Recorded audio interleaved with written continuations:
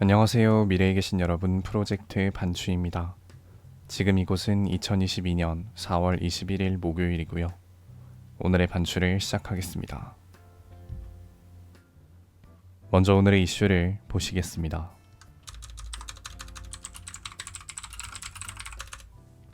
첫 번째 이슈는 전장현 시위 재개입니다. 전국 장애인 차별철폐연대가 대통령직 인수위원회의 장애인 이동권 대책이 미흡하다며 지하철 탑승 시위를 재개했습니다. 오늘이 4월 21일, 전장현은 인수위의 장애인 정책은 추상적인 검토에 불과하다는 입장문을 내고 시위를 잠정 중단한 지 22일 만에 다시 시위를 재개했는데요. 이준석 국민의힘 대표와 TV토론을 벌였던 박경석 전장현 대표는 만약 추경호 경제부총리 내정자가 장애인 권리 예산에 대한 입장 발표를 한다고 약속한다면 그 약속을 믿고 입장 발표의 날까지 출근길 지하철 탑니다를 멈추겠다 라고 말했습니다.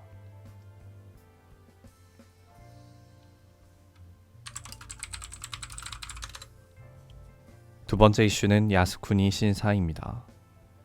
기시다 후미오 일본 총리가 작년에 이어 올해에도 야스쿠니 신사에 공물을 복납했습니다. 오늘이 4월 21일, 야스쿠니 신사 춘계 예대제 첫날을 맞아 기시다 후미오 총리는 마사카키라고 불리는 화분을 공물로 복납하였는데요. 기시다 총리는 2021년 10월 총리 취임 직후 추계 예대제 때도 공물을 복납했으며 두 번 다 직접 참배하지는 않았습니다.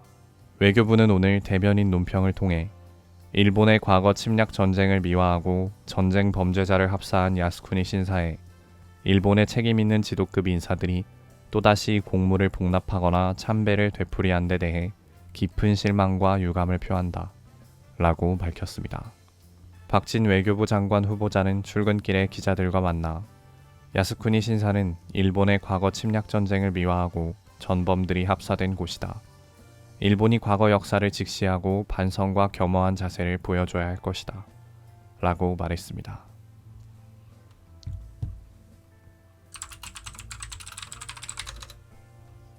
세 번째 이슈는 유퀴즈 윤석열입니다. 윤석열 대통령 당선인이 유퀴즈에 출연한 것을 두고 정치색 논란이 빚어지고 있습니다. 어제인 4월 20일 TVN 예능 프로그램 유퀴즈 온 더 블럭에 윤 당선인이 출연해 약 20분 동안 검사 시절 겪은 일과 당선 후의 부담감 등에 관한 이야기를 나누었는데요. 윤 당선인 출연 이후 시청자 게시판은 길 위에서 만나는 우리네 이웃의 삶이라는 기획 의도에 어긋난다는 취지의 항의글과 편집과 질문의 수준이 너무 낮았다는 항의글이 올라오면서 이제 유퀴즈 안 보겠다, 티빙을 해지하겠다 등의 보이콧 선언이 쇄도하고 있습니다. 한편 유퀴즈 팀이 과거 문재인 대통령의 출연을 거부했다는 이야기가 나오자 CJ ENM 측은 문 대통령 쪽에서 출연을 요청한 적이 없다 라고 밝혔고, 탁현민 청와대 의전 비서관은 CJ ENM 측이 거짓말을 한다며 지난해 4월 대통령과 청와대 이발사, 구두수선사, 조경 담당자의 프로그램 출연을 문의한 바 있고 제작진이 프로그램 성격과 맞지 않다는 요지로 거절 의사를 밝혔다고 말했습니다.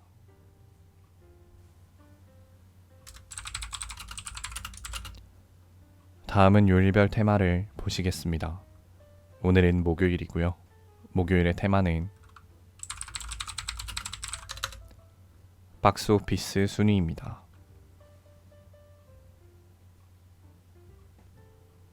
1위는 신비한 동물들과 덤블도어의 비밀, 2위는 앵커, 3위는 로스트시티, 4위는 중경삼림, 5위는 세븐틴 파워 오브 러브 더 무비입니다. 2022년 4월 20일 일간 관객수 기준입니다.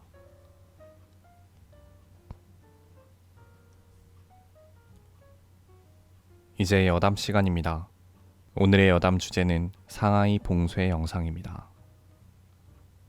어제 밤에 혼자 유튜브를 보다가 상하이 봉쇄 현장? 뭐 그런 제목의 유튜브 영상을 하나 봤는데 너무 무섭고 굉장히 놀라가지고 그 자리에서 그 영상을 다 보고 영어로도 그런 제목을 검색을 해보고 중국어 번체자로도 그런 검색을 하면서 관련된 다양한 영상을 봤습니다.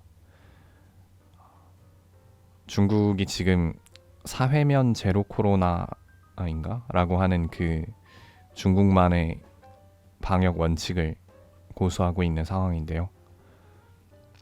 그래서 상하이 같은 경우도 지금 봉쇄 조치가 거의 3주째 이어지고 있고 시민들의 불만이 너무 커서 일부 완화했다라고 얘기는 나오는데 어제 본 영상에는 거리가 거의 텅 빈 그런 모습을 볼 수 있었습니다. 그리고 정확하게 어떤 상황인지는 알 수는 없었지만 방역복을 입은 경찰로 보이는 사람들이 일반 시민들을 이렇게 저지하다가 때리거나 끌고 가거나 하는 그런 장면도 있었고 비명을 지르면서 오열하는 그런 주변 사람들의 목소리가 담긴 영상도 굉장히 많이 있었는데요. 요새는 휴대폰으로 유튜브를 보면 그 댓글 외국어로 댓글이 작성되어 있으면 바로 밑에 번역 버튼이 있어서 무슨 말인지 대충 읽어볼 수가 있는데 댓글을 좀 보다 보니까 지금 일부 지역은 음식 배급이 제대로 안 되고 있다 이런 내용도 있었고 이게 중국의 민낯이다 이런 내용도 있었고 다양한 의견이 존재했습니다. 당연히 또 중국 경찰은 중국 경찰만의 또 상하이 시 정부만의 다양한 사정이 있겠지만 좀 공포스러운 그런 분위기의 영상을 보고 나니까 빨리 지금 이 사람들을 좀 구해줘야 되는 게 아닌가, 국제사회가 좀 관심을 가져야 되는 게 아닌가 싶은 그런 생각이 많이 들었고 지금 한국은 거리두기 제한이 완전히 풀려서 다들 자유롭게 돌아다니고 맛있는 거 먹고 재밌게 놀고 이러고 있는데 바로 옆 나라의 거대한 국제 도시에서 이런 말도 안 되는 일이 벌어지고 있다는 게 좀 기이한 그런 상황인 것 같습니다. 당연히 중국도 마찬가지고 미래의 어느 순간이 되더라도 한국에는 이런 끔찍한 일이 벌어지지 않았으면 좋겠습니다.